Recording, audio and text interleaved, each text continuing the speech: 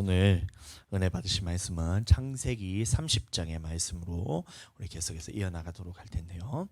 제가 이제 강해 설교는 최대한 짧게 하려고 제가 아예 이제 결단하고 마음을 먹고 설교할 때도 이제 깐총하게 전체 다를 하려고 하니까 이게 깊이도 없고 그냥 이제 막 흘러가는 것 같이 이래 되는 것 같아서 제가 짧게 해서 핵심을 가지고 한 말씀을 가지더라도 이 핵심을 가지고 전하기로 제가 이제 생각을 하고 그렇게 바꿨어요. 그래서 설교가 짧을 수도 있다 이 생각이 드는데 여러분들 그렇더라도 똑같이 하나님의 말씀 안에서 어차피 우리가 길게 이제 설교를 하고 길게 이제 목회를 길게 할 거잖아요. 죽을 때까지 어차피 할 거니까 여러분들 걱정하지 마시고 설교고 이렇게 짧아졌노 목사님 뭔가 시험 들었나 그래 생각하지 마시고 그냥 하나님 안에서 조금 더 우리가 집중해서 그 말씀을 듣기 위해서 그렇다 생각하시고 기도로 또 준비해 주시기 바랍니다. 네, 우리 본문 말씀 한번 읽어보겠습니다. 시작. 라헬이 자기가 야곱에게서 아들을 낳지 못함을 보고 그의 언니를 시기하여 야곱에게 이르되 내게 자식을 낳게 하라. 그렇지 아니하면 내가 죽겠노라. 아멘. 네. 내게 자식을 낳게 하라. 그러면 그렇지 않으면 내가 죽겠노라. 이러면서 라헬이 이 야곱에게 바가지를 끌기 시작하는 거예요. 자, 야곱에게 바가지를 끓는 거예요. 자, 그래서 오늘 본문 말씀에 보시면 야곱이 하나님 앞에서 대답했던 이 대답의 장면이 있는데요. 자, 이 말씀이 보면 창세기 50장에 나옵니다. 창세기 50장에 나오고 이 창세기 30장에 이 두 번이 나오는데 제가 말씀 읽어드리겠습니다. 저 넘어가서 자 보겠습니다. 이렇게 해서 이 라헬이 이 야곱에게 자기 자식을 낳게 하라 이렇게 했을 때 야곱이 대답이 무엇이냐 보면 바로 이것입니다. 야곱이 라헬에게 성을 내어 이르되 그대를 임신하지 못하게 하시는 이는 하나님이시니. 그 다음에 이 말씀을 주목해서 보시기 바랍니다. 한번 읽어보겠습니다. 시작. 내가 하나님을 대신하겠느냐 이렇게 했습니다. 그래서 야곱이 라헬이 그렇게 자기에게 자식을 낳아달라고 이렇게 바가지를 끓는 거예요. 그때 야곱이 했는 말이 뭐냐면 내가 하나님을 대신하니까 이렇게 얘기한 거예요. 내가 하나님을 대신하니까. 따라해 보겠습니다. 내가 하나님을 대신하리까. 자, 이게 있었을 때, 자, 이 야곱의 말씀에는 이게 뭐냐면 자기가 믿음이 없어서 고백한 것이 아니고 이 하나님께서 하셔야만 가능하다는 그 마음이 야곱에게 있었던 거예요. 예? 내가 하나님을 대신하겠느냐 이 말씀의 의미는 뭐냐면 자식을 잉태하고 그 다음에 자녀의 복을 주시는 분이 누구라고요? 바로 하나님이라는 거예요. 하나님께서 이 모든 이 자녀의 축복을 누구로부터 오냐면 자기가 아니라 하나님이라는 것을 야곱이 알았던 거예요. 그래서 야곱이 말하기를 내가 하나님을 대신하겠느냐 이렇게 말한 겁니다. 자, 그때 라헬이 믿음이 있었을까요? 없었을까요? 자, 이 말씀에 대해서 라헬이 믿음이 있었을까요? 없었을까요? 자, 라헬이 처음에는 이 말씀에 대해서는 믿음이 없었던 거예요. 그래서 어떻게 하냐면 바로 3절에 보시면 이런 말씀이 나옵니다. 라헬이 이르되 내 여종 비라에게로 들어가라. 그가 아들을 낳아 내 무릎에 두리니 그러면 나도 그로 말미암아 자식을 얻겠노라 하고 이렇게 있어요. 자, 그러면 라헬이 그러면 이 하나님의 말씀에 자기를 통해서 자녀를 낳을 거라는 이 믿음이 없었다는 거예요. 예? 하나님께서는 이 야곱을 통해서 자기의 자손을 하나님의 자손을 이어가기를 원하셨는데 라헬에게는 처음에는 이 야곱과 같이 내가 하나님이겠느냐 이 자식을 낳는 것은 내가 하는 것이 아니라 하나님께서 주셔야 하는 것이니 하나님께서 주셔야 하는 것이니 내가 이 하나님을 대신하리까 이러면서 이 모든 이 고난을 하나님께 있다는 것을 라헬에게 말했던 거예요. 그러면 라헬은 어떻게 했어야 되냐면 기다렸어야 돼요. 라헬은 어떻게 했었냐면 하나님이 하실 때까지 기다렸어야 돼요. 맞죠? 하나님이 자기를 통해서 잉태할 때까지 기다림의 시간이 필요했다는 거예요. 자, 그런데 라헬이 어떻게 하냐면 그것을 믿지 못하고 자, 마치 이 아브라함이 이삭을 낳을 때에 그것을 기다리지 못해서 어떻게 했어요? 누구죠? 이삭에게 두 자녀가 있었잖아요. 그 아브라함에게 두 자녀가 있었잖아요. 하나는 누구예요? 이삭이고 다른 하나는 누구예요? 이스마엘이잖아요. 그러니까 사레에게서는 이삭을 낳고 이 약속의 자녀를 기다렸어야 되는데 아브라함이 그것을 기다리지 못하고 사레가 이 여종 하갈에게서 자녀를 낳으라는 이 말씀을 딱 들었을 때 아브라함이 그것을 믿지 못해서 결국에는 어떻게 돼요? 하갈을 통해서 이스마엘을 낳잖아요. 그로 인해 가지고 이 자식들이 서로 찌르고 뻗고 싸우면서 이 자녀를 떠나보내고 또 그 있던 그 첩을 떠나보내는 그 아픔을 아브라함이 겪었듯이 여기서도 마찬가지인 거예요. 이 야곱이가 이 라헬에게 뭐라 했냐면 내가 자식을 낳는 고난은 내한테 있는 것이 아니라 하나님께 있는 것이니 하나님께 기다려야 된다. 이 말씀을 한 겁니다. 이게 내가 하나님을 대신하니까 이 말은 뭐냐면 이 자녀를 낳는 이 능력이 내게서 나오는 것이 아니라 하나님께서 주셔야 된다. 그러니까 우리가 기다리자 이 말인 거예요. 그런데 어떻게 해요? 라헬이 이르되 내 여종 비라에게로 들어가서 자 그러니까 이것은 자 이 당시 근동에게서는 당연히 했던 일이에요. 우리나라도 보면 이 조선시대 보면 이 자녀를 낳지 못했을 때는 어떻게 했어요? 이 다른 첩도 아닌 이 종의 몸을 빌어서 이 씨를 이어갔잖아요. 그게 뭐냐면 씨바지잖아요. 씨바지와 마찬가지로 이 라헬에게도 여종이 있었는데 그게 누구냐면 빌하였어요. 이 빌하를 통해서 자식을 이어가자라면서 라헬이 생각했던 거예요. 그러니까 하나님께서는 다시 말하면 라헬 너를 통해서 자식을 믿음의 자손을 이어가기를 원했는데 이 믿음의 자손을 이어가기를 원했는데 라헬이 그때까지 어떻게 해요? 참고 기다리지 못해서 이전에 있었던 사례가 있던 방법대로 자기에 있는 종을 이 야곱에게 줘서 비라를 통해서 이 아이들을 낳게 되는 겁니다. 참 안타깝죠. 그렇다면 우리는 어떻게 해야 될까요? 하나님의 말씀이 있어요. 하나님의 약속이 있고 하나님의 전지전능하심으로 우리가 때로는 인내와 연단의 기간이 필요할 수도 있고 우리에게도 하나님의 약속하신 것을 이루기까지의 자 우리가 이 성장해야 되는 이 기간이 우리에게 필요하다는 거예요. 그러면 우리는 철저하게 하나님의 말씀이 내게 이루어질 때까지 그것을 믿음으로써 어떻게 돼요? 기다리는 것이 우리가 해야 될 일이라는 거예요. 근데 여기서도 마찬가지로 라헬은 하나님의 말씀이 있음에도 불구하고 자기가 어떻게 해요? 자기식의 자기 인간적인 방법으로서 비라를 야곱에 주는 거예요. 우리도 마찬가지입니다. 하나님의 말씀이 우리에게 약속으로 우리에게 주어졌다면 그러면 우리는 그 하나님의 약속만 붙들고 가야 되는 겁니다. 하나님이 그 약속의 말씀이 내게 이루어질 때까지는 기도로서 인내로서 하나님의 말씀이 이루어질 때까지 믿음으로써 우리가 그렇게 기다리면서 하나님의 약속을 기다려야 되는데 우리가 어떻게 되냐면 시간이 지나면 어떻게 돼요? 시간이 지나가면 어떻게 돼요? 그럼 계속해서 자 하나님의 방법이 아닌 인간적인 방법을 찾기 시작하는 거예요. 그러면 자 오늘 이와 같은 사태가 벌어진 거예요. 자 그러니까 이 라헬을 통해서 이 하나님의 믿음의 자손 이어가기를 원했는데 이 빌하를 통해서 이 첩을 통해서 자식들을 낳자. 그러면 어떻게 돼요? 이 자식들이 나중에 요셉이 클 때에 어려움을 줘가지고 요셉이 애굽 땅으로 팔려나가 버리잖아요. 왜요? 하나님의 약속을 기다리지 않고 자기 인간적인 방법으로 그것을 이루려고 했다는 거예요.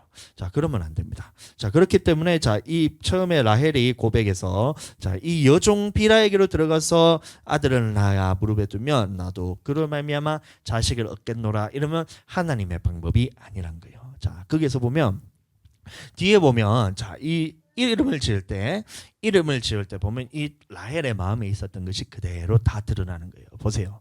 라헬이 이르되 자 드디어 이 라헬이 빌하를 통해서 첩을 통해서 첩이 아니고 종을 통해서 이 자녀를 낳았는데 그 이름을 뭐라 했는지 한번 보세요.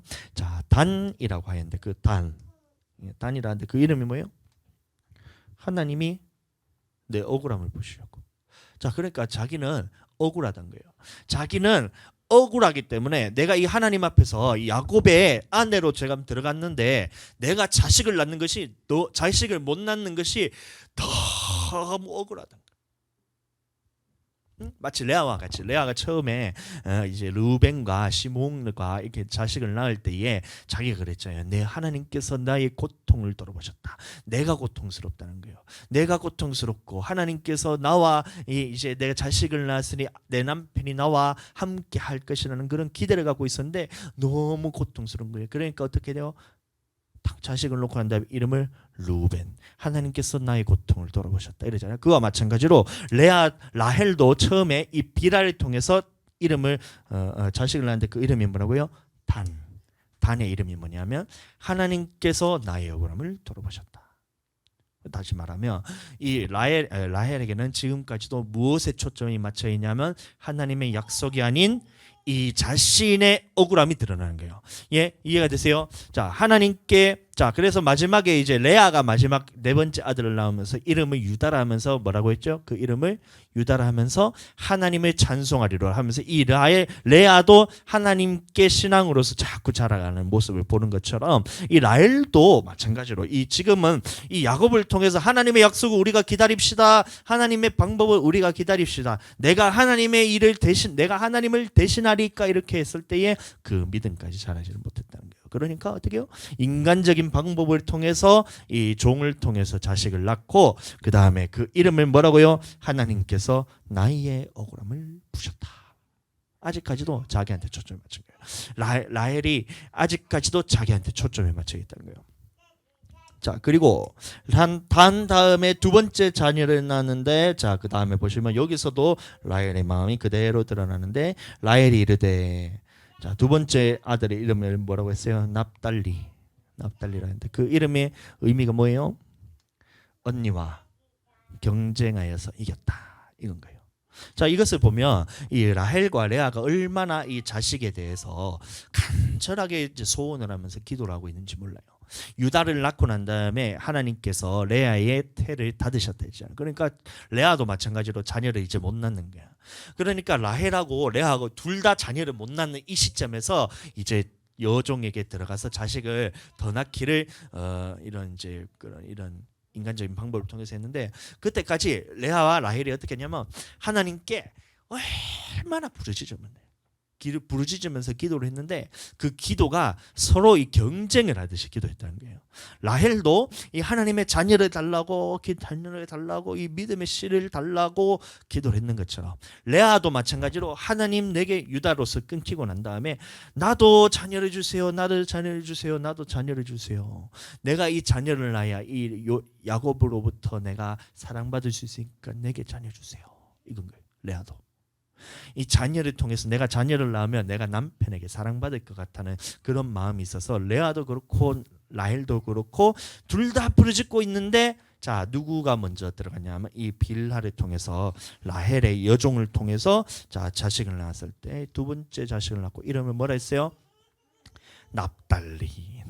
그 이름이 뭐냐면 언니와 경쟁하여서 이겼다는 거예요. 그래서 이 기도 응답이 자기가 받았다는 거예요. 자기가 기도를 해서 이 언니와 기도하는 이 대결을 통해서 자녀를 놓기 위한 이 기도의 대결을 통해서 부르짖고 했더니 결국에 마침내 내가 이 아이를 낳음으로 인해서 언니를 이겼다. 경쟁하여 이겼다. 이 말인 겁니다. 자, 그럼 아직까지도 누구에게 초점이 맞춰져 있어요? 자기에게 초점이 맞춰져 있는 거예요. 예? 라헬도 자기에게 초점에 맞춰서 처음에는 하나님께서 내 억울함을 푸셨다 이름을 단이라고, 두 번째 언니와 경쟁하여 내가 이겼다 자기에게 초점을 맞추면서 그 이름을 납달리라 하였더라. 이름에 대해서 보니까 참 안타까운 거예요. 아직까지도 하나님의 뜻에 대해서는 참 보니까 이게 참 안타까운 상황입니다. 자, 그리고 난 다음에 레아도 이제 마찬가지입니다. 레아도 자기의 출산이 멈춤을 보고 그의 시녀 실바를 데려다가 야곱에게 주어 아내로 삼게 하였더니 레아의 시녀 실바가 야곱에게서 아들을 낳으매. 자, 레아도 마찬가지였다는 거예요. 레아도 이 자녀를 이 라헬에게 이제 자녀를 넣으니까 그 사랑이 또 누구에게 가겠어요? 야곱의 사랑이 라헬에게로 가는 걸 보니까 이것이 뺏기가 싫은 거예요. 그러니까 레아도 마찬가지로 자기의 태가 끊어졌었잖아요. 자, 그래서 이 자기에게도 종이 있으니까 실바라는 종을 야곱에게 줘서 야곱을 통해서 또 다른 아들을 낳았는데 그 이름을 뭐라 했냐면, 자 보세요, 레아가 이르되 복되도다 이름을 가시라면서 복되다고 짓고 있는 겁니다. 자, 그래도 레아는 조금 이제 나은 것 같아요. 보니까 유다를 지으면서 이름을 뭐라 했냐면 여호와께 하나님께 찬송하리로다 이러면서 하나님께 찬송하리로다 이러면서 이름을 유다라 지었어요. 그럼 여기서도 마찬가지로 레아가 이르되 그 다섯 번째 아들을 낳고 난 다음에 이름을 뭐라 지었냐면 갓이라 지었는데 그게 뭐냐면 복되도다 이 뜻인 거예요. 그 복이 뭐냐면 하나님의 그 복을 사모한 거예요. 하나님의 복이 하나님의 자녀가 정말 복이 된다는 거예요. 인간적인 방법이 아니고 이 하나님을 찬송하리로다 이게 유다였듯이 그 후로부터는 하나님이 복되도다. 하나님이 복되도다 이건 거예요. 하나님을 찬송하리로다. 유다를 지으면서 그 다음에 다섯 번째 아들의 이름을 지으면서 하나님이 복되도다. 그러면 초점이 누구에게 맞춰져 있는 거예요? 하나님께 맞춰져 있는 거예요. 레아가 지금 자녀들을 놓으면서 이 믿음이 굉장히 많이 자라고 있는 모습을 우리가 볼 수 있습니다. 자 그리고 자 여섯 번째 자녀를 낳는 건데 레아의 시녀 실바가 그 둘째 아들이죠. 실바에게서는 둘째 아들이지만 레아를 통해서 그 자녀가 여섯 번째 자녀가 되는 겁니다. 자 그래서 레아와 그녀 실바가 레아의 시녀 실바가 둘째 아들을 야곱에게서 낳을 때 레아가 이름을 지을 때 이번에는 뭐라고요? 야, 참 대단한 것 같아요. 아셀이라 하면서 기쁘도다. 그럼 여기서도 기쁘도다 앞에 무엇이 생략이 돼 있어요? 여호와께 기쁘도다. 여호와께 찬송하리로다. 여호와가 복되도다. 여호와가 기쁘도다. 여호와께 찬송하리로다. 여호와께 복되도다. 여호와께 기쁘도다. 그러면서 여기서도 또 누구에게 초점이 맞춰져 있냐 보았더니만 이제 레아가 아닌 이제 하나님께 집중되어 있는 모습을 우리가 볼 수 있습니다. 자 그렇다면 이 레아에게도 이 믿음의 연단의 과정을 통해서 하나님께서 그 자녀를 태를 닫으시는 이 모습을 통해서 그 과정 가운데서 하나님이 어떻게 해요? 이 레아의 믿음을 점점 성장시키고 있는 겁니다. 그와 마찬가지로 라헬도 하나님이 보셨을 때 이 믿음이 자라나기를 하나님께서 원하셨던 거예요. 그래서 자 처음에 이 야곱을 통해서 내가 하나님을 대신하리까 이렇게 얘기했을 때는 자 이 믿음이 라헬도 하나님까지 자라기를 원하셨던 거예요. 그런데 처음에 아직까지 갈팡질팡하면서 이 믿음에 흔들리는 모습을 봤을 때에 자 그것을 통해서도 하나님께서는 역사를 하셨어요. 그러니까 12지파가 이 12지파 중에서 누구 한 아들도 버리지 않고 다 하나님 앞에서 한 지파로서 다 세움받잖아요. 자 보시고 그리고 자 레아도 마찬가지로 실바를 통해서 자기의 자녀들을 둘러놓고 난 다음에 자 또 이제 하나님 앞에서 태를 닫으셨어요. 그때에 합환체 사건이 나오는데 뭐냐면 합환체라는 것은 뭐냐면 이 맥추하는 시기 이 보리를 추수하는 그 시기에 나는 이 풀이 있는데 이게 뭐냐면 이 여성에게 이런 호르몬 같은 그래서 성적 촉진제 같은 역할을 하는 이 풀과 열매가 있어요. 그게 뭐 합판체거든요. 그 합판체를 르우벤이 들에서 땄는데 이것을 가지고 오니까 레아가 라헬이 뭐냐 하면 그 아들의 합판체를 내게 달라. 이렇게 얘기한 거예요. 그렇게 했을 때 네가 내 남편까지 뺏어갔는데 지금 이 합판제까지 뺏어가느냐 이렇게 얘기했을 때 이 라헬이 그러면 오늘 언니가 야곱하고 가가지고 동침해라 이러면서 합판제를 자기가 받고 언니는 그 야곱과 동침할 때에 하나님께서 그 태를 여셨다는 거예요. 그래서 태를 열어서 자식을 낳고 자 그러면 레아에게는 이게 다섯 번째 자녀잖아요. 실바를 통해서 두 사람이 태어났고 이 다섯 번째 자녀를 태어나면서 그 이름을 뭐라 했냐면 이사가리라 하면서 그 이름의 의미는 하나님께서 그 값을 내게 주셨다는 거예요. 그럼 여기서도 누가 초점이 맞춰져 있어요? 자 누가 주셨다고요? 하나님이 내게 그 값을 주셨다. 그럼 초점이 하나님께 맞춰져 있다. 이해가 되시죠? 처음에는 자 모든 초점이 누구예요? 나의 고통을 들으셨다. 내가 이 둘째 아들도 낳았으니 하나님이 나와 내 남편이 나와 함께하리로다. 이게 두 번째 시본의 의미잖아요. 하나님이 이 남편이 나와 함께하리로다 하면서 자기에게 두 번째 이 아들 낳고 세 번째 레위라 지면서 이제 남편이 나와 연합하리로다 하면서 초점이 나에게 맞춰져 있었고 그럼 넷째 아들을 낳을 때나 됐어야 드디어 이 하나님께 유다가 뭐예요? 하나님의 유다. 응? 유다 이름의 의미가 뭐였죠? 하나님께 찬송하리로다. 그래서 하나님께 찬송하리로다 하면서 이제 초점이 하나님께 맞춰주시고, 그 다음에 실발을 통해서 나올 때도 뭐라고 했어요? 가시라 하면서 하나님께 복되도다. 아셀이라고 지으면서 하나님이 기쁘도다 이러면서 이 초점이 하나님께 맞춰주셨던 거예요. 그러면 이사가를 낳으면서 자 하나님이 자 내게 그 값을 주셨다 하면서 그 하나님께 계속해서 레아는 초점을 맞추고 있는 모습을 우리가 볼 수 있습니다. 레아가 그리고 다시 임신하여 6째 아들을 야곱에게 낳은지라. 레아가 이르되 하나님이 내게 뭐라고요? 후한 선물을 주시도다 하면서 6번째 아들 이름을 스불론이라 지었어요. 스불론이라 이름을 지으면서 여기서도 초점은 누구에게 맞춰져 있어요? 하나님이 내게 후한 선물을 주시도다. 하나님이 내게 후한 선물을 주시도다. 이 의미가 뭐냐면 받을 자격이 없는데도 하나님께서 내게 이런 선물을 주셨습니다. 그 은혜에 감사하는 모습이었어요. 자 그렇다면 레아는 자식을 낳으면서도 처음에는 자기에게 초점을 맞췄잖아요. 자기의 억울함과 자기의 고통을 들으셨다. 그 다음에 이 남편이 나와 함께하리. 남편이 나와 연합하리로다.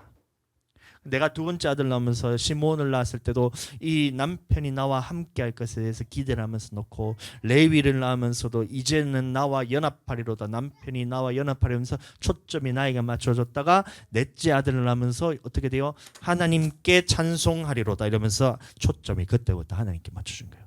그러면 실발을 통해서 두 아들을 낳았잖아요. 그때도 레아가 이름을 지을 때 자 가시라 지으면서 하나님이 복되도다 이렇게 짓고, 아셀이라 지으면서 하나님께 복되도다 다음에 하나님께 기쁘도다 이렇게 이름을 줬고, 그 다음에 자기가 나머지 두 아들을 낳았는데 자 보시면 자 이사가를 놓으면서 그 이름이 뭐예요? 하나님이 내게 그 값을 주셨다. 그다음에 6번째 아들을 놓으면서 스불론이라 이름을 지었는데 그 의미가 뭐냐면 하나님이 내게 후한 선물을 주셨다 하면서 이제부터는 레아가 계속해서 하나님 앞에서 그 초점을 맞추면서 살아가고 있었다는 거예요.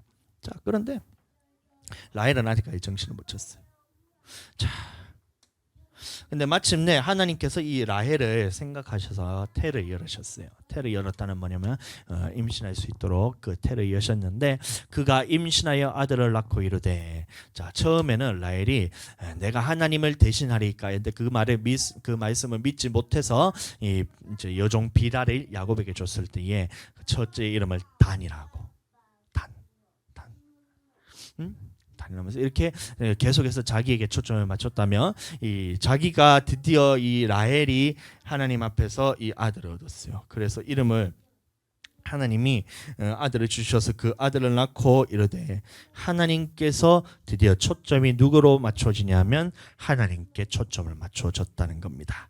자 그래서 하나님이 내 부끄러움을 씻으셨다 하고 그 이름을 뭐라 했냐면 바로 이 요셉이에요.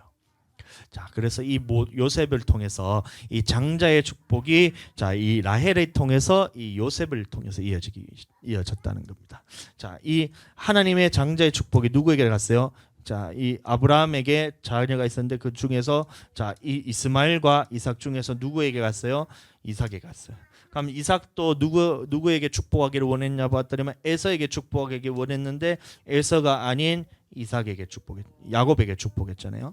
에서가 아닌 자 이스마엘도 아니고 야곱도 아니고 이스마엘도 아니고 이 누구죠? 이스마엘도 아니고 에서도 아니고 이 야곱을 통해서 축복을 간 것처럼 자 이 장자의 축복이 이제 누구에게 갔냐 보니까 이 야곱이 축복할 때 보니까 장자의 축복이 12아들 중에서 누구에게 갔냐면 바로 이 요셉에게 가는 겁니다. 요셉을 통해서. 그래서 하나님이 보셨을 때에 마지막 때에 야곱이 죽기 전에 이 자손들을 축복을 하잖아요. 그 자손들 축복할 때 다른 지파의 사람들은 다른 자녀들은 다 축복을 했을 때 이제 하나의 분량만큼 줬다면 이 요셉에게는 에브라임과 므낫세라는 이 두 자식에게 2배의 축복을 받게 됩니다. 그래서 요셉을 통해서 자 보시면 그러면 라헬도 마찬가지로 하나님 앞에서 드디어 하나님을 신뢰하는 그 신앙으로 자라가게 되었다는 거예요. 자, 그 말씀에 대해서 우리가 30장을 통해 쭉 살펴보았는데, 자, 그러면 우리도 이 말씀을 통해서 우리가 알아야 될 것이 있어요. 처음에 하나님의 말씀이 우리에게 던져졌을 때는, 우리에게 주어졌을 때는, 자, 그 말씀이 즉시로 이루어지는 경우도 있지만 하나님의 말씀이 더디 이루어진다고 생각될 때가 있다는 거예요. 그러면 어떻게 돼요? 우리는 하나님의 말씀이 이루어질 때까지 인간적인 방법을 가지고 해야 될 것이 아니라 하나님의 말씀을 신뢰하며 기다려야 되는 것이 우리라고 그랬어요. 자, 그러면 자, 이 말씀도 있는 겁니다. 자, 사람이 마음으로 자기의 길을 계획할지라도 그의 걸음을 인도하시는 이는 여호와시니라. 그러면 우리가 신뢰하게 될 것은 뭐냐면 우리의 인간적인 방법을 사용해서 하게 된다면 우리는 실패할 수밖에 없어요. 인간적인 방법으로서 하나님이 계획하시고 하나님의 말씀하시고 하나님께서 원하시는 그 때가 있고 하나님의 방법이 있고 하나님이 우리를 이제 그렇게 이제 말씀을 통해서 이루어 가야 할 하나님의 뜻이 있는데 그것을 기다리지 못하고 인간적인 방법을 통해서 계획을 하게 되면 어떻게 돼요? 그 계획이 이루어지지 않을 뿐만 아니라 자, 그 하나님께서 그것을 어떻게 돼요? 인간적인 방법으로 했을 때는 하나님의 뜻이 이루어지지 않는 거예요. 그러니까 우리가 계획을 열심히 우리가 하는 거예요. 목회하는 가운데서 과정 가운데서 하나님 우리가 전도를 어떻게 하고 우리가 또 이 말씀을 어떻게 하고 또 이 부분에 대해서 우리가 전도하기 위해서 폭발적으로 막 전도하기 위해서 막 내 교회를 크게 만들기 위해서 막 인간적인 방법을 막 사용하잖아요. 예를 들어서 세상에 있는 홍보 같은 것들이잖아요. 홍보를 막 하면서 보면 이제 보니까 전도를 하면서 해야 되지만 방법에 있어서 교회에서 어떤 일들이 있었냐면 이 교회를 할 때 다른 사람이 홍보하는 것처럼 뭐 팜플렛 같은 걸 해가지고 우리 교회는 무슨 뭐 이런 부터 해가지고 쭉 해서 홍보하면서 사람들한테 다 나눠주는 거예요. 물론 그것이 마케팅적으로는 이것이 이 효과가 있을지 모르지만 그렇게 해서 우리 교회에 뭔가 좋은 것이 있다. 놀이기구도 있고 우리 교회에 뭔가 왔을 때 이 부분에 대해서 세상적인 부분에서 내가 채워준다 이런 것들 교회에 있어서 자 그러면서 사람들이 좋아하는 것들 보니까 막 이렇게 그러니까 PC방으로 만드는 거야 교회를. PC방으로 만들어요. 교회 사람들 한때 그게 유행했었거든요. 뭐냐면 PC방이 워낙 많으니까 사람들이 교회 가지 않고 PC방으로 가는 거예요. 목사님들의 생각에 이 PC방으로 빠지는 이 사람의 영혼들을 교회로 데리고 오기 위해서는 다시 교회 안에 PC방을 만들어서 우리가 공짜로 이렇게 하면 사람들이 교회로 오겠지 이렇게 하면서 이 생각이 한 거예요. 이게 뭐냐면 인간적인 방법이라는 거예요. 그러니까 사람들이 오기는 와요. 교회 열심히 와서 예배 시간에 이렇게 하고 있는 거예요. 예배 시간에 게임하고 있는 방법이 아니란 거예요. 이런 방법으로 사람이 오는 것은 그거는 하나님의 약속과 상관없는 거예요. 그러니까 우리는 어떻게 하냐면 철저하게 하나님의 말씀과 하나님 앞에서 기도와 예배 중심으로 우리 교회는 이끌어갈 거고 다른 격가지들에서는 우리가 절대 홍보하지 않아요. 우리도 보면 이제 저도 솔깃한 마음에 자 우리 교회에 있는 이런 장난감들 그다음에 애들 할 수 있는 그런 공간들 이렇게 해서 막 홍보를 하고 싶어요.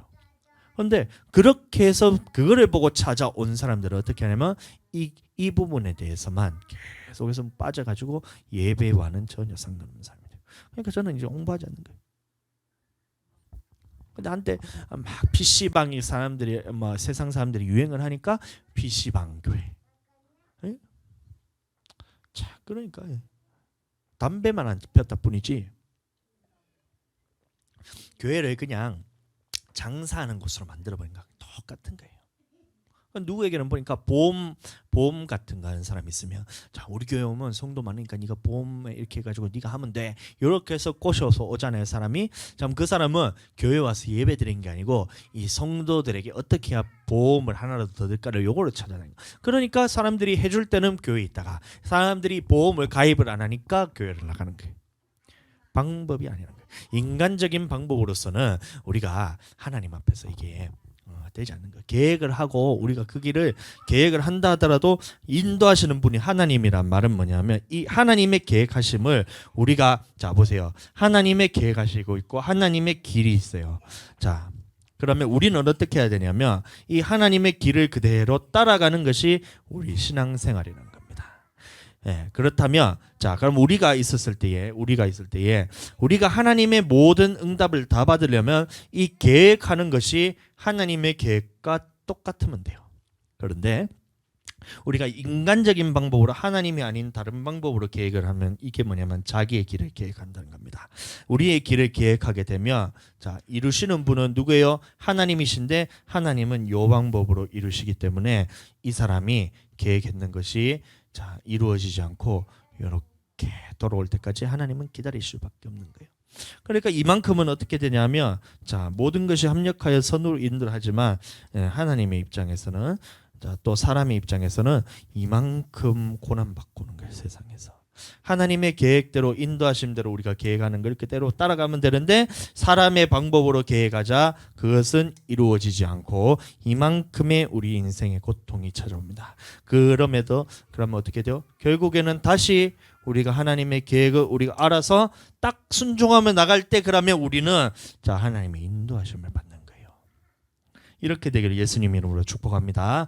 자, 계획이 하나님과 항상 같게 되기를 예수님 이름으로 축복합니다. 자, 그리고 자, 우리가 이런 하나님의 말씀을 받았을 때에 자, 우리가 이루어지는 것, 즉시로 이루어지는 것들이 있다 했잖아요. 예를 들어서 치유 같은 것들, 하나님 앞에서 병 치유하려고 하면 성령께서 역사하시면 그대로 다 치유가 일어나는 거잖아요. 그런 거는 되는데 또 하나님의 말씀하셨다고 바로 이루어지지 않는 경우들도 굉장히 많아요. 방금 봤던 것처럼 라헬에게도 하나님의 그 믿음의 자손을 약속을 했는데 그것이 이루어짐이 더디잖아요. 아브라함에게도 자손에 대해서 약속을 했는데 20년이 지났는데도 아직까지 자손이 없잖아요. 그러면 더디는 거예요. 그러면 그럴 때 어떻게 해야 돼요? 우리는 그 하나님의 약속을 믿고 끝까지 기다려야 되는 것입니다. 근데 기다리지 않고 인간적인 방법을 했을 때는 하나님께서 그것이 이루어지지 않는 거예요. 그 이루어진다 하더라도 그것 때문에 우리 인생에는 고통이 찾아오게 됩니다. 그러면 어떻게 해요? 다시 처음으로 돌아가서 하나님의 약속이 있다면 그것을 이루어질 때까지 끝까지 믿음으로써 기도로써 인내로써 기다릴 때에 마침내 하나님이 그것을 이루실 때 보면 우리의 믿음이 하나님께로 자라나는 것이 됩니다. 자, 보세요. 그럼 우리에게도 염려 같은 것이 있어요. 하나님의 말씀을 들었을 때 염려 같은 것이 있을 때 그 말씀을 하나님께 맡겨드리는 겁니다. 내가 계획하고 내 뜻대로 하는 것이 아니고 자, 우리에 있는 모든 이런 문제들, 해결받기 원하는 문제들, 때로는 하나님께서 이 응답이 더딘 것처럼 우리에게 이루어지지 않고 있는 이런 문제들이 있더라도 그것을 끝까지 하나님 앞에 내려놓고 문제를 하나님께 맡기면 자, 그러면 하나님께서 돌보신다는 거예요. 믿어드리게 되시길 예수님 이름으로 축복합니다. 자, 아무것도 염려하지 말고 자, 여기도 마찬가지인 거예요. 그러니까 우리가 하나님 앞에서 즉시로 이루어지면 우리는 하나님을 너무나 경험하잖아요. 그런데 우리가 하나님의 말씀 앞에서 우리가 하나님께 기도를 한다고 해도 즉시로 이루어지지 않을 때가 있어요. 그러면 그럴 때는 어떻게 하냐면 하나님에 대한 신뢰가 자꾸 떨어지는데 그게 아니란 거예요. 그 과정 가운데서 어떠한 과정 가운데서도 내 안에 있는 이 하나님에 대한 믿음에 대해서는 내려놓지 않고 그대로 순종하면서 이루어질 때까지 기대하면서 기도하고 있을 때에 그러면 어떻게 되면 하나님께서 이것을 이루어 가시는 겁니다. 지금도 그래서 하나님께서 이루어 가고 계신 거예요. 왜 우리 교회 우리가 지금은 하나님께서 우리 교회를 김해에서 잘 크게 만드는 것이 저는 아직까지도 그것을 꿈꾸면서 기도하면서 있어요. 그런데 왜 지금은 당장 하나님이 우리 교회를 막 저런 뭐 중앙교회 같이 막 연세중앙교회 같이 막 이렇게 해가지고 크게 안 만들어 주시냐 하면서 내가 그것을 조급할 필요도 없다는 거예요. 하나님께서 이루실 거고. 자, 그러면 우리는 어떻게 해야 되냐? 그 과정 가운데서 하나님이 나를 연단시켜가는 이 과정 가운데서 내가 하나님 앞에서 이 세워져 갈 때에 야, 하나님의 그 약속은 그대로 있고 내가 인간적인 방법으로 내가 하지 않고 끝까지 하나님께서 이루실 것을 믿고 우리 교회는 하나님께서 세워 가실 것을 믿고 이 정도를 걸어갈 때에 말씀과 기도와 하나님의 말씀과 또 성령의 능력과 이 기도로서 이 교회를 세워갈 때에 하나님이 그때마다 나를 연단시키면서 내가 조금 잘하면 하나님께서 그만큼 교회를 성장시키는 거예요. 네? 교회는 누가 이제 어떤 사람이 와가지고 막 굉장히 영향력이 있는 사람이 온다고 해서 교회가 커지는 것이 아닙니다.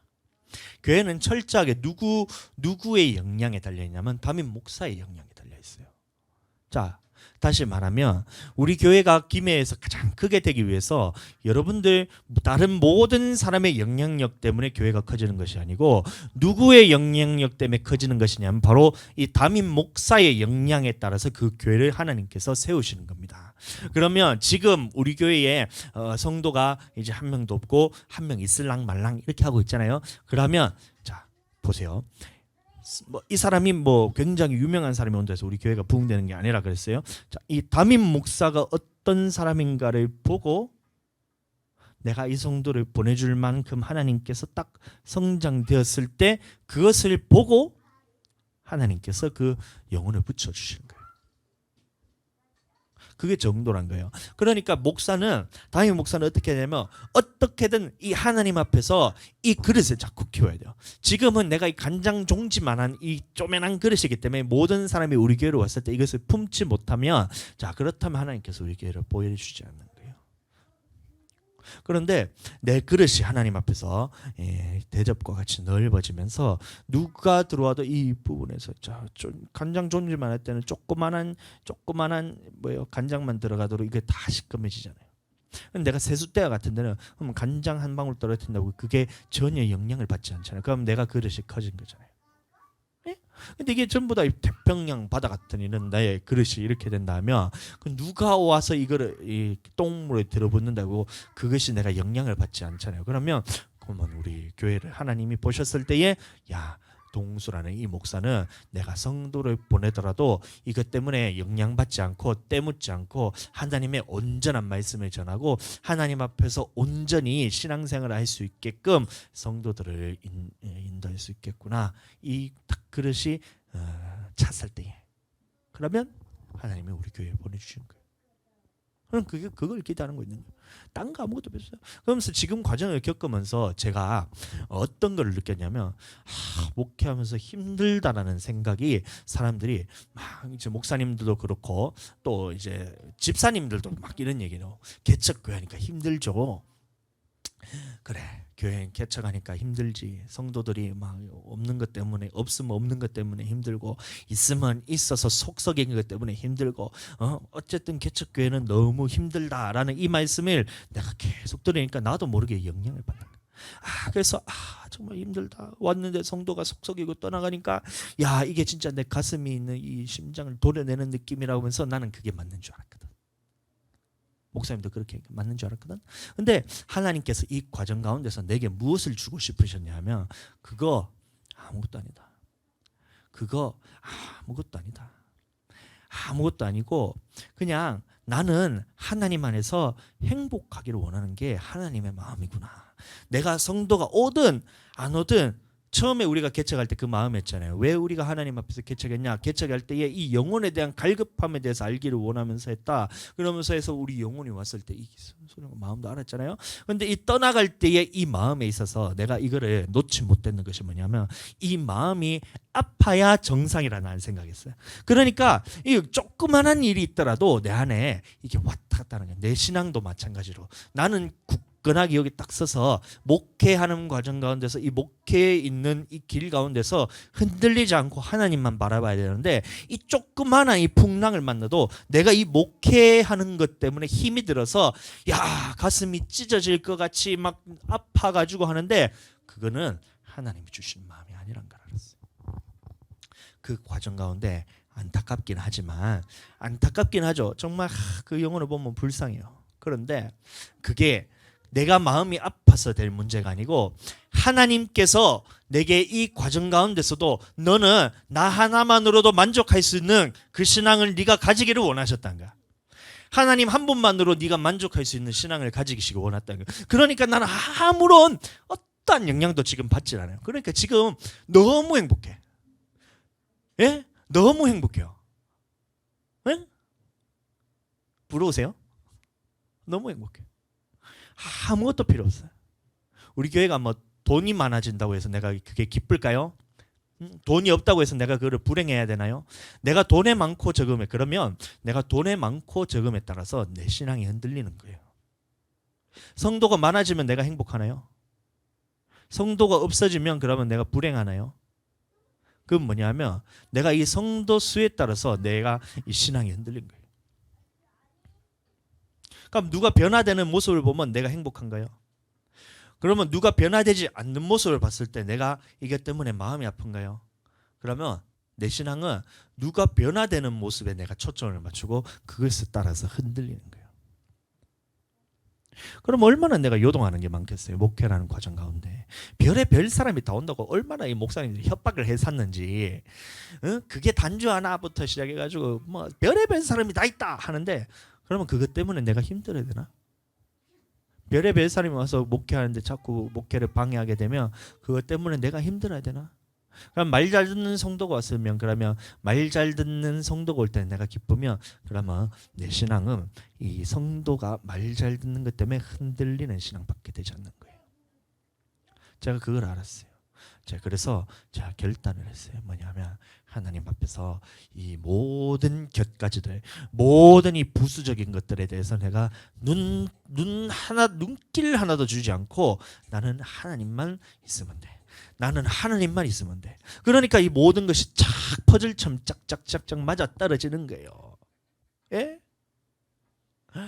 목사님들이 몇 주 전부터 계속해서 저한테 하시는 말씀이 하나님만 바라보고 가면 됩니다. 하나님만 바라보고 가면 됩니다. 이 말씀을 계속 이제 했어요. 한 사람이 아니고 두 사람이 아니고 막 여러 사람이 목사님들마다 다 그러는 거예요. 그러니까 이거는 하나님이 내게 주시는 메시지다. 뭐냐면 네가 아직까지 하나님만 바라보고 가지 않는 목회를 하고 있구나. 이게 내 안에 알죠. 그러니까 알아지잖아요.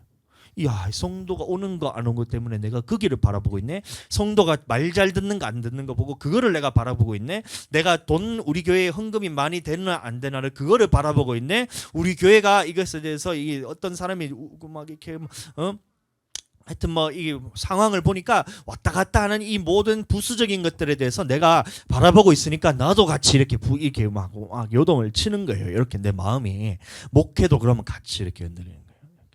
아니야. 그냥 이 모든 것 다 필요 없어요. 그냥 저는 하나님 한 분만 있으면 돼요.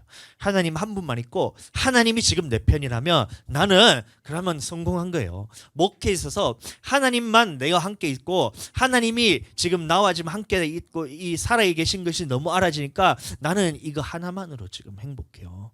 하나님 이거 말고 나는 아무것도 필요 없어요. 그러니까 행복한 목회를 하고 싶으니까 하나님 이 다른 것들에서는 제가 다 하나님 앞에 내려놓고 하나님 나를 붙들어 주세요. 하나님 내가 이 하나님만 바라보고 내가 목회를 하게 해주세요. 하나님 내가 하나님 다른 것 세상에 있는 거 다 필요 없어요. 하나님 한 분만 나의 힘이 되시면 여호와께서 나의 힘이 되시면 난 되는 거예요. 목회 내가 하나님을 대신하니까 내가 하나님을 대신하니까 내가 하나님을 대신하니까 이 말의 의미는 뭐냐면 하나님이 하시면 되는 겁니다. 하나님이 하시면 되는 겁니다. 이러면서 제가 이제 개척할 때 그때 마음에 떠든 거예요. 내가 아무것도 가진 게 없어요. 하나님 코로나기도 하고 사람도 없고 돈도 없고 아무것도 없는데 하나님 내가 어떻게 개척해요? 하나님 말씀하시고 그러니까 내가 한다. 그러니까 내가 한다 이건 거예요. 자 그러면 그 마음이 지금도 마찬가지예요. 내가 이 부분에 대해서 이 목회에 대해서 이런 사람들이 어렵게 하는 것 사람들이 어렵게 하는 사람들이 우리 교회로 온다잖아요. 그럼 어떻게 해야 돼요? 내가 그것 때문에 힘들어야 돼요? 아니요. 하나님 그러면 이 과정 가운데서 어떤 상황이 오더라도 나는 하나님 한 분만 지금 바라보고 가겠사오니 하나님 내게 지금 힘주세요. 하나님 한 분만 보고 가겠사오니 하나님께서 하세요.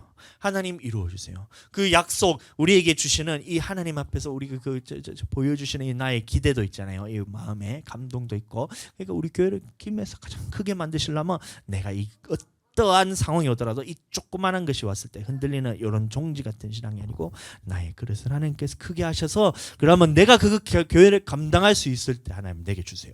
그거는 내가 하고 있으면 성도가 온다고 해서 되는 게 아니고 누가 말 잘 듣는 성도가 온다고 그게 되는 게 아니고 말 안 듣는 성도가 온다고 해서 그게 안 되는 것도 아니고 내가 이 모든 부분 다른 부분에서 돈이 많다고 되는 것도 아니고 이 모든 것은 그냥 다른 곁가지입니다. 이거는 부수입니다.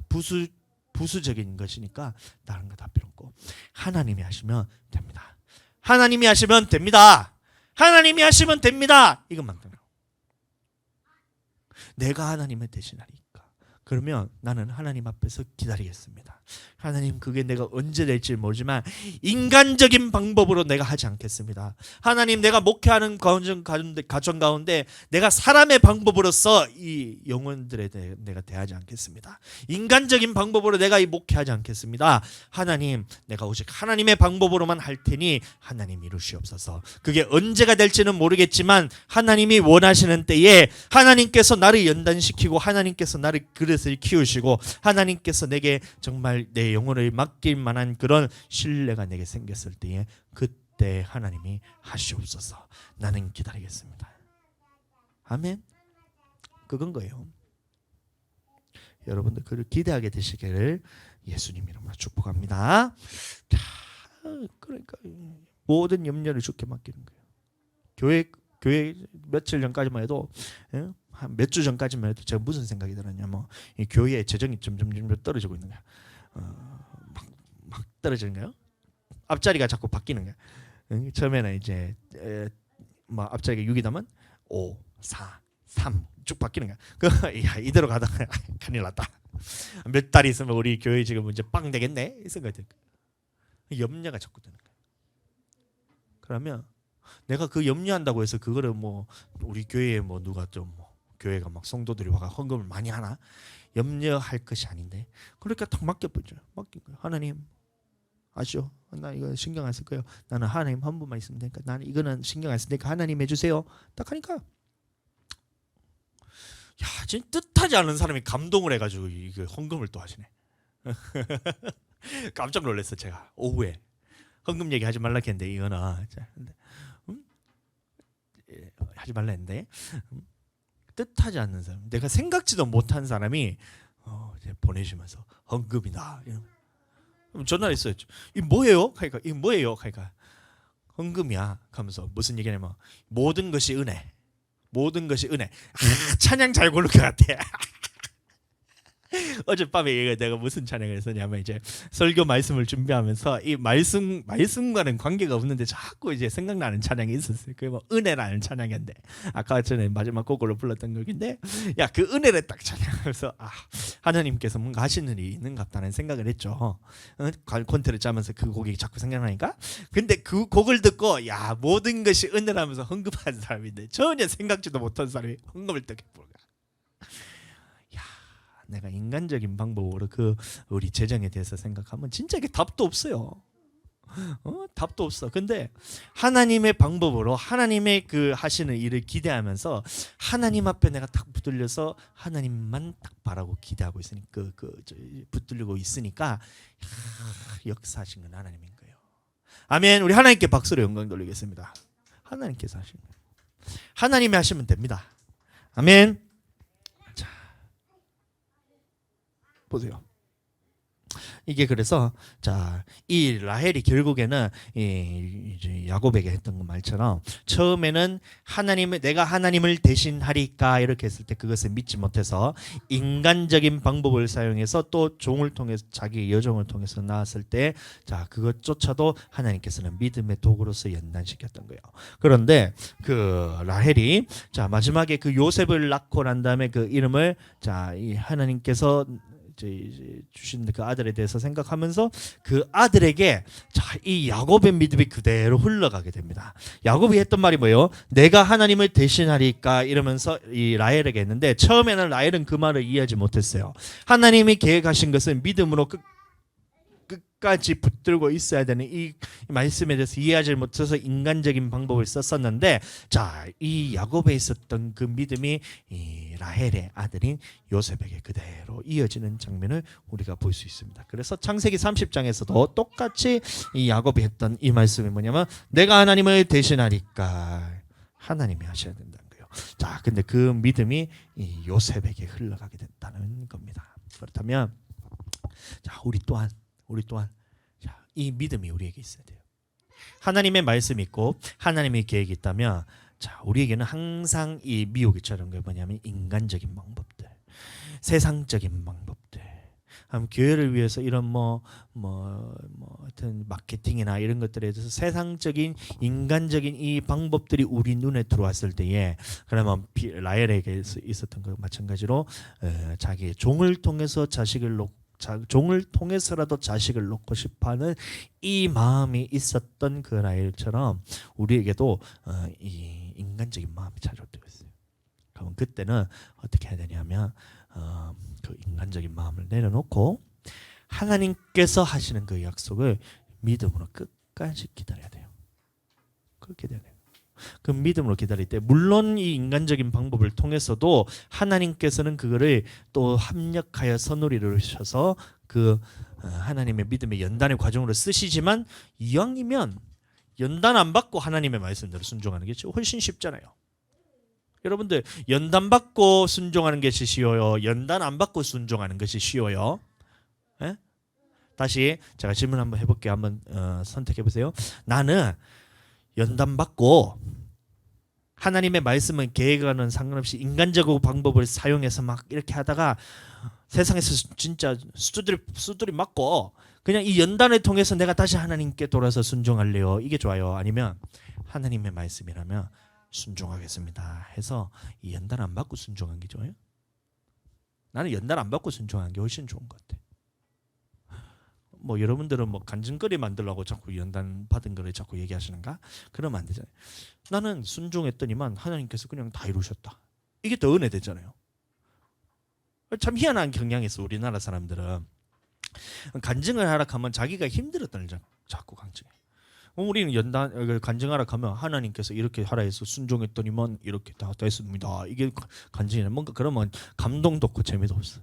그러니까 어떻게 자꾸 간증하냐면 내가 주의 종으로 부름 받았는데 불순종해서 이렇게 세상에서 살다 보니까 병도 오고 그래서 내가 죽을 병에 걸렸단 거야. 죽을 병에 걸려가지고 이렇게 해서 고생을 하다가 드디어 정신을 차려서 주의 종의 길로 다시 왔더니만 하나님께서 나를 주의 종의 길로 가게 하셨다. 이러면서 연단 받은 거에서 자꾸 초점 맞추는데 그러지 마세요.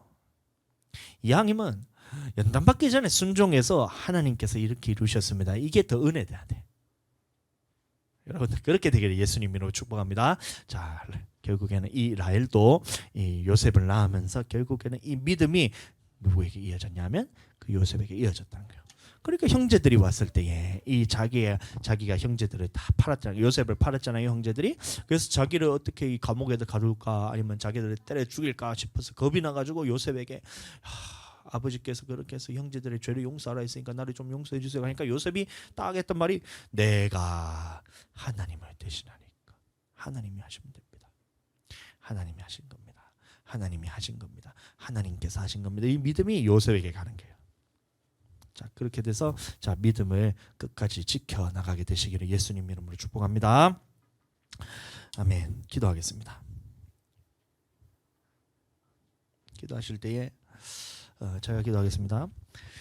하나님 감사합니다. 우리가 이렇게 창세기 30장을 통해서 내가 하나님을 대신하리까 이런 야곱의 고백처럼 모든 일을 이루시는 분은 하나님이시오니 그 하나님만을 믿고 우리가 순종하면서 따라가는 그런 믿음 우리가 가지게 하여 주시옵소서. 또한 우리가 레아와 라헬을 통해서 우리가 비록 하나님의 말씀을 즉시로 순종하지 못할 때라도 하나님께서는 그 연단의 과정을 통해서 결국에 마침내는 하나님이 하신다는 그 믿음까지 자라게 하신 하나님의 모습을 보았으니 우리 또한 하나님의 말씀 안에서 먼저는 하나님의 하실 일들을 기대하면서 믿음으로써 인내하게 해주시고 기다리게 하여 주시고 기도하게 하여 주시고 혹시 하나님의 말씀이 아닌 우리 인간적인 방법을 선택할 때라도 하나님께서 마침내는 우리가 하나님의 온전한 방법을 신뢰할 수 있는 우리의 믿음을 자라게 하시오니 우리가 그 믿음 안에서 우리가 계속해서 자라날 수 있게 하여 주시옵소서. 감사합니다. 예수님 이름으로 기도드렸습니다.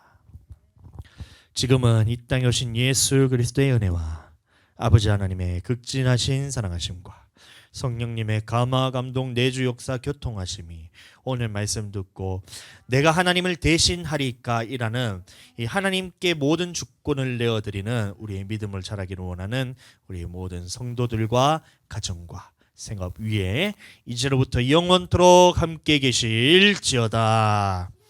아멘.